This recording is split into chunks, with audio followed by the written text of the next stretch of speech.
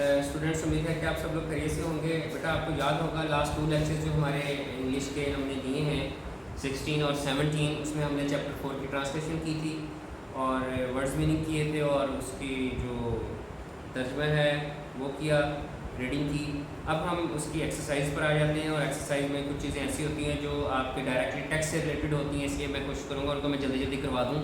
जैसे मीनिंग्स होते हैं, वर्ड्स मीनिंग्स होते हैं, ये वो चीज़ें होती हैं जो आपने पढ़ी हुई होती हैं और आपको सेल्फ करनी चाहिए, क्योंकि अगर आप लाइव सेशन में हमारे साथ हों तो हम डेफिनेटली आपको होम असाइनमेंट्स देते हैं जिससे आप तैयार करके खुद आते हैं वो चीज़ें और हम फिर नेक्स्ट मटीरियल करवाते हैं। लेकिन अब ज़ाहिर है कि हर चीज़ को एक दफ़ा गो थ्रू होना ज़रूरी है ताकि आपको पता चलता रहे कि कैसे हमने कौन सी चीज़ों को करना है, क्योंकि एक्सरसाइज में कुछ चीज़ें ऐसी होती हैं जो हम एग्जामिनेशन पॉइंट ऑफ व्यू से बहुत ज़्यादा डेप्थ में जाकर करते हैं और कुछ चीज़ें ऐसी होती हैं जो एग्जामिनेशन पॉइंट ऑफ व्यू से हम नहीं करते और वो आपके पैटर्न का हिस्सा नहीं होती, तो इस वजह से हम कुछ चीज़ें स्किप भी करवा देते हैं।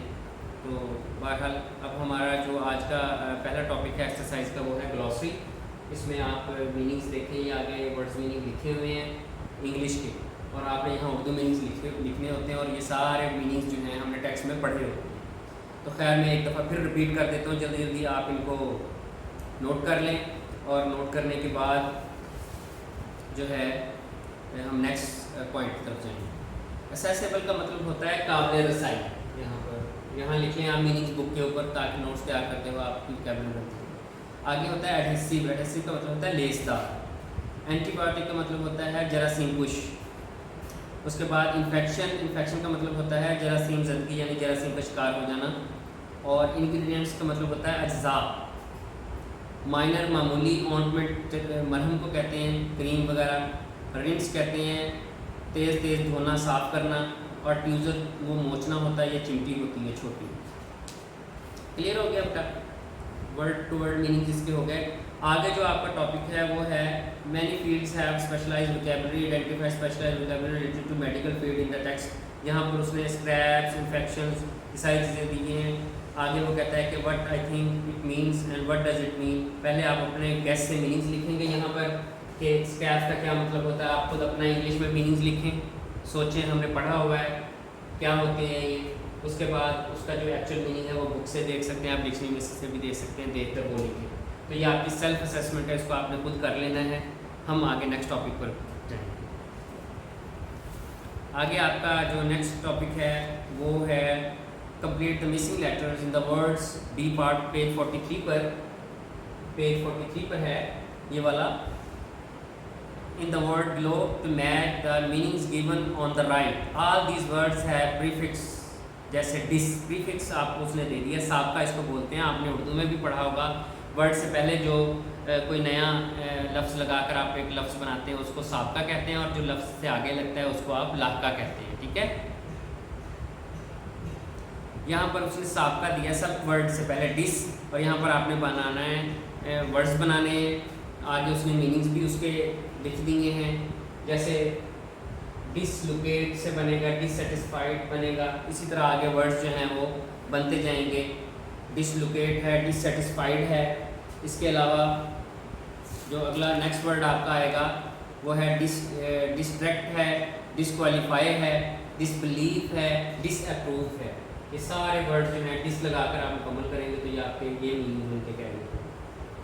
इसी तरह अगर हम आगे चले जाएं तो वो कहता है now use these above words in sentences. तो ये आप खुद बना सकते हैं सेंटेंसेस के, अगर नहीं तो ये आपको नोट्स में भी मिल जाएंगे।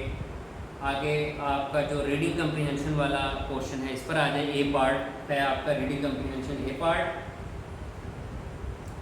और रीडिंग कम्प्रीहेंशन एक पार्ट में आपने बेस्ट पॉसिबल ऑप्शन लगानी जो आपके एग्जामिनेशन एमसीक्यूज में भी आ जाता है अक्सर। इसमें वो कहता है कि blood spurts are continuous flowing after continuous pressure. तो हमें क्या करना चाहिए? सीक मेडिकल असिस्टेंट, सी इसका आंसर होगा। आगे पेज 44 पर आप देखें, पेज 44 पर आएँ, उस पर देखें आप thorough cleaning reduces the risk of infection and tetanus. Second option उसकी आ जाएगी इन्फेक्शन एंड टेटनस। उसके बाद थर्ड ऑप्शन में इफ़ ए एन अपीयर्स, तो इफ़ अ रैश अपीयर्स आ जाएगा, रैश बी पार्ट इसका ऑप्शन होगा। आगे 4 में आप देखें change the dressing at least daily, C part होगा। और इसी तरह बैंड एड्स और sticky plaster are good for dressing, wands, Burns fractures the bonds यहाँ पर ए पार्ट में आ जाएगा। आगे आपका जो इसका बी पार्ट बनता है आंसर द फॉलोइंग क्वेश्चन। ये तमाम क्वेश्चंस इजी क्वेश्चंस, इनके आंसर्स मैंने नोट्स में आपको प्रोवाइड कर दिए हैं। आप नोट्स से इनके आंसर प्रिपेयर करेंगे जो आपके टेक्स्ट में कितने नंबर के आते हैं, 10 नंबर के आप उसमें शामिल होते हैं। उसके बाद आप नेक्स्ट उस पर आ जाएंगे पेज पर। वो पेज आपका बनता है पेज नंबर 46 में पोजीशन ऑफ एडवर्ब्स है। पोजीशन ऑफ एडवर्ब्स पेज आपका ये बनता है 46 ग्रामर बुक का। और यहाँ पर आप देखें कि place adverbs eight appropriate positions. तो ये जो पहला सेंटेंस अगर आप इसका पढ़ें, I am happy always when it is my birthday. ये ऑलवेज जो है ये एडवर्ब ऑफ फ्रीक्वेंसी है। आपने एडवर्ब्स पढ़े होंगे, adverb of time, adverb of place, adverb of frequency, ठीक है। तो ये एडवर्ब ऑफ फ्रीक्वेंसी है। तो एडवर्ब ऑफ फ्रीक्वेंसी जो है वो फ़िक्रों के अंदर जब हम देखते हैं, इस फ़िक्र को भी आप गौर से देखें, जो सेकंड फ़िक्र है उसमें भी देखें, my brother gets up at 6 o'clock from Monday to Friday as he goes. तो ये जो एडवर्ब ऑफ फ्रीक्वेंसी होते हैं ये अक्सर वर्ब से पहले आते हैं। ये रूल है ग्रामर का कि वर्ब से पहले आते हैं। तो पहले और दूसरे सेंटेंस में देखें आप, दोनों जगहों पर जो है एडवर्ब ऑफ फ्रीक्वेंसी जो है एडजस्ट हो रहा है। I am happy always when it is my birthday. यहाँ पर आई एम हैप्पी ऑलवेज, ये ऑलवेज यहाँ पर आएगा। दूसरे में एज इट गोज से पहले क्या आएगा, जो आपका ऑफन, एज ही यहाँ पर ऑफन आएगा और आगे सेंटेंस मुकम्मल होगा। तो उसके बाद आपका जो थर्ड है वो है he went to the market last night. Adverb of time है तो एडवर्ब ऑफ टाइम ऑब्जेक्ट के बाद आता है। इसी तरह एडवर्ब ऑफ मैनर और प्लेस भी उसके बाद आते हैं। आगे हम देखते हैं आपका जो 4 है उसमें have you ever been to Hunza. तो यहाँ पर ये एवर जो है ये एडवर्ब ऑफ फ्रीक्वेंसी है, तो ये वर्ब से पहले आया। The birds were chirping beautifully, ये एडवर्ब ऑफ मैनर है, आफ्टर द ऑब्जेक्ट आया है ये। इसी तरह I am waiting for Khalid to arrive, I have been waiting for over 20 minutes, ठीक है। ये आगे I am waiting for Khalid to arrive, I am still waiting for Khalid to arrive यहाँ आएगा। उसके बाद he saw blind beggar in the market, ये adverb of place है तो ये भी इन द मार्केट एंड में ही आएगा। आगे एडवर्ब फ्रेज है। आपको मैंने शुरू में फ्रेज की डेफिनेशन बताई थी अपने प्रीवियस लेक्चर में। Group of words that have meanings but not complete meaning is called phrase. इसी तरह हमारे पास जो ग्रुप ऑफ वर्ड्स एडवर्ब का काम करे वो एडवर्ब फ्रेज कहलाता है। जो ग्रुप ऑफ वर्ड्स एडजेक्टिव का काम करे वो एडजेक्टिव फ्रेज कहलाता है। इसी तरह नाउन फ्रेज होता है, एडवर्ब फ्रेज होता है, एडजेक्टिव फ्रेज होता है, ठीक हो गया। यानी ऐसे वर्ड जो 2 या 3 अल्फाज मिलकर किसी एडवर्ब का काम करें वो एडवर्ब फ्रेज कहलाते हैं। एडजेक्टिव का काम करें तो वो एडजेक्टिव फ्रेज कहलाते हैं। नाउन का काम करें तो वो नाउन फ्रेज कहलाते हैं, ठीक हो गया। यहाँ पर एडवर्ब फ्रेज की डेफिनेशन दी हुई है, देखें आप। An adverb phrase is a group of words that functions like an verb. Example, he works carefully, they rested at sunset. अब यहाँ ही वर्क्स केयरफुली, यहाँ पर ये एडवर्ब है, लेकिन दूसरे फिक्र में एट लगा, एट सनसेट ये जो वर्ड है ये एडवर्ब फ्रेज है जो एडवर्ब का काम कर रहा है। यहाँ नीचे वो लिख भी रहा है। In example A carefully is adverb, in example B at sunset is an adverb phrase which does the work of an adverb. आगे वो बी पार्ट में आपको बता रहा है find a suitable adverb to replace each adverb phrase in the following sentences. ये sentences हैं, ये बोल्ड वर्ड्स जो हैं इनके अंदर एडवर्ब फ्रेजेस हैं। अब वो कहता है कि इन एडवर्ब फ्रेजेस को आपने सूटेबल एडवर्ब से रिप्लेस करना है, तो हम इसकी कोशिश करते हैं, रिप्लेस करते हैं। आपने भी करनी है कोशिश, मैं भी करूँगा, ठीक है। तो फर्स्ट जो है आवर टीचर, पहला वर्ड जो है our teacher wanted that work to be done without delay. Work to be done without delay, तो वर्क कब कैसे होना चाहिए, फौरन होना चाहिए, विदाउट डिले इमीडिएटली होना चाहिए।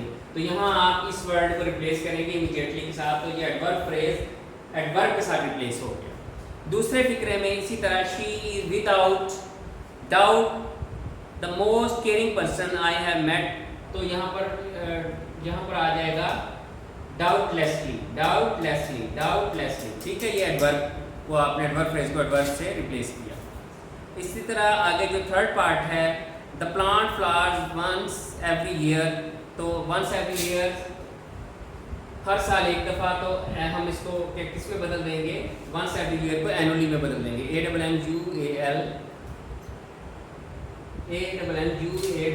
एनुअली।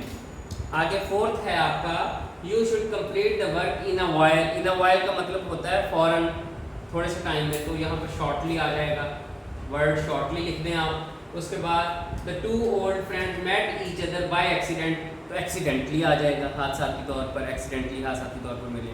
तो ये आपका क्लियर हो गया एडवर्ब फ्रेज और उसकी प्रैक्टिस होगी। ये एग्जाम्स पॉइंट ऑफ व्यू से इंपॉर्टेंट है, इसलिए आप इसको मेंशन करें, अपने नोट्स बनाएं और इसको एक दफ़ा प्रिपेयर करें, अपने कंसेप्ट्स में लेकर आएँ चीज़ें। आगे जो बेटा आपका टॉपिक है वो है जेरेंड्स और इन्फिनिटिव्स। तो इसका एक इन दोनों को आप सादा से उसमें अल्फाज में समझ लें कि जेरेंड्स और इन्फिनिटिव्स क्या होते हैं।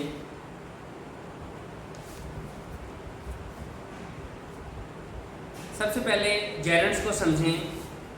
तो कहता है कि ये वर्ब की वो फॉर्म होती है जिसको आप एज अ नाउन यूज़ कर सकते हैं, यानी वर्ब फॉर्म आपने फोर्थ फॉर्म ऑफ वर्ब पढ़ी हुई है ना, working, eating, drinking, sleeping, going, ये पढ़े हुए हैं आपने, ठीक है। Seeing, swimming, playing, waiting, ING form पढ़ी है आपने।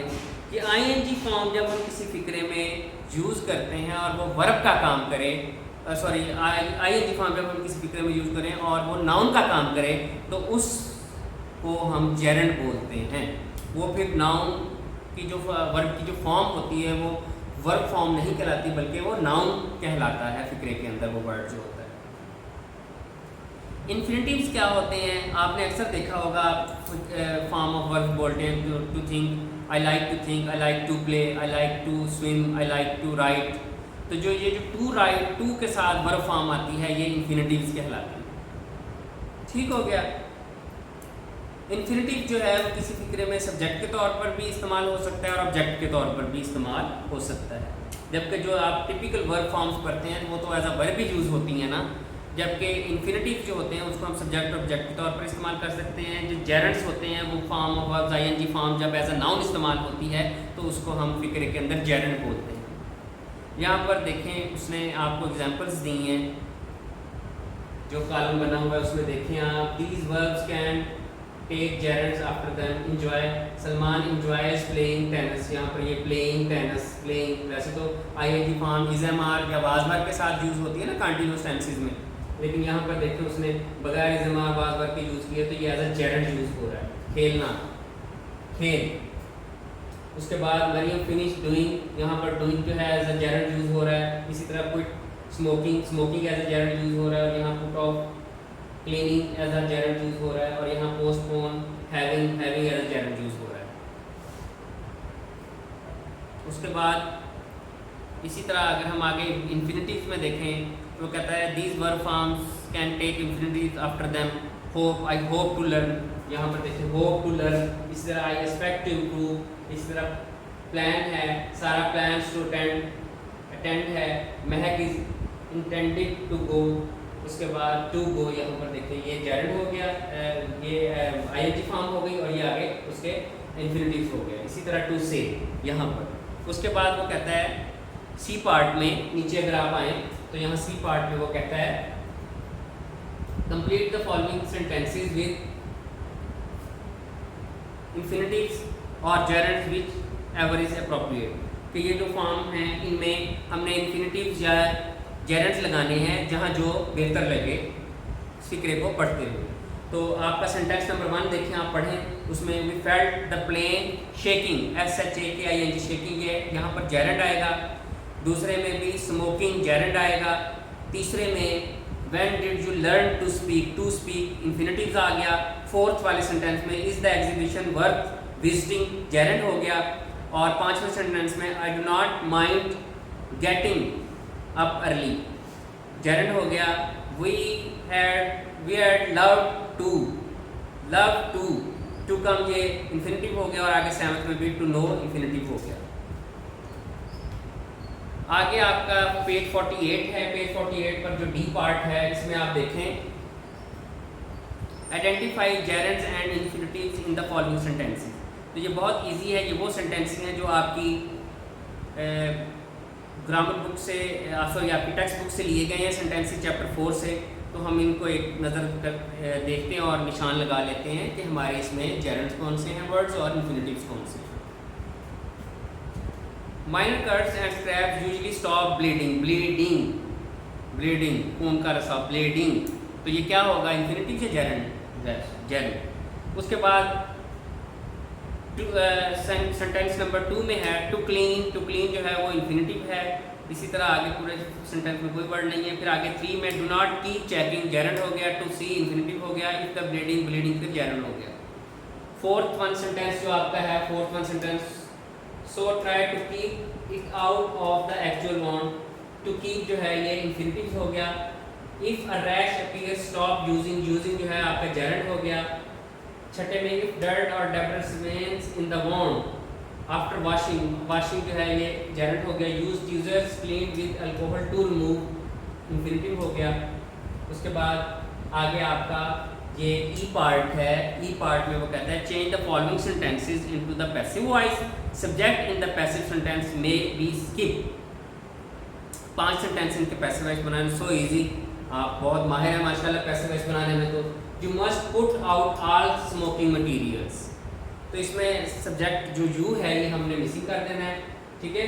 All smoking materials must be put out, by you नहीं हमने लिखना क्योंकि वो उसमें क्या स्किप किया जा सकता है सब्जेक्ट। इसी तरह आपका सेंटेंस नंबर 2 है you must fasten the seat belt, the seat belt must be fasten, ठीक है। आगे दे will demonstrate safety precautions, safety precautions will be demonstrated। Fourth है you should read the safety instruction, the safety instruction should be read, spelling वही, voice change हो जाएगी। और आगे 5वां you can store some packages in the overhead compartment, some packages can be stored in the overhead department। बस ये आपके passive voice हो गए। तो यहाँ तक हमारी देखें आपका हमने एक्सरसाइज कर ली। और तो बेटा ये अब देखें यहाँ तक हमारी एक्सरसाइज थी जो हमने करनी थी, और हमारी एक्सरसाइज चैप्टर 4 की कंप्लीट हो गई है। इसमें एक्सरसाइज को सॉल्व करने का तरीका ये होता है कि आप चैप्टर को थोड़ा अच्छे तरीके से पढ़ें, और जब एक्सरसाइज आप सॉल्व कर रहे हो तो थोड़ा सा पहले सोचा करें चीज़ों को। ये आपने सारी वो चीज़ें हैं जो 9th में पढ़ी हुई हैं, लेकिन मैंने इसलिए आपके नोट्स बनवा दिए ताकि आपका टाइम वेस्ट ना हो। अब आप इसको अच्छे तरीके से लर्न करेंगे। इंशाल्लाह ताला हम आपसे नेक्स्ट लेक्चर में फिर इसकी जो रिव्यू एक्सरसाइज है उसके साथ हाजिर होंगे और फिर इंग्लिश पी की तरफ जाएंगे। बहुत बहुत शुक्रिया। अल्लाह।